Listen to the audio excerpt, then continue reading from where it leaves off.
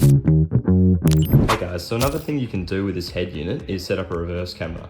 So the way you can do that is you've got this camera here, and that would essentially just plug into this here, which is the bundle. It's obviously quite large. It's going to go from the front of the car where the head unit is all the way to the back, and that would come with the camera.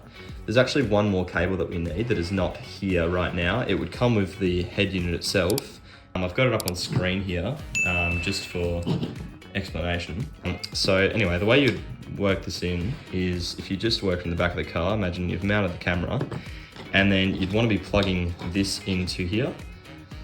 And then the way to get power to the camera itself is you want to tap into the reverse light. So the way you do that is you've got these two cables here. It's a red one and a black and red one. And the red one is the positive, the black and red is the negative, and you just tap into your reverse wires like that.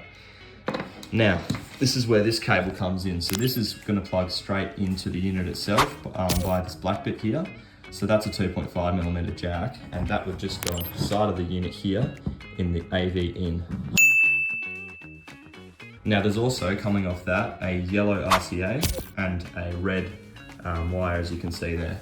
So those just both directly tap into this side of this. So if you can imagine this yellow RCA, this male one would go into that female one, and this red one, you just have to crimp to that other red one there. And then you should be all good. So yeah.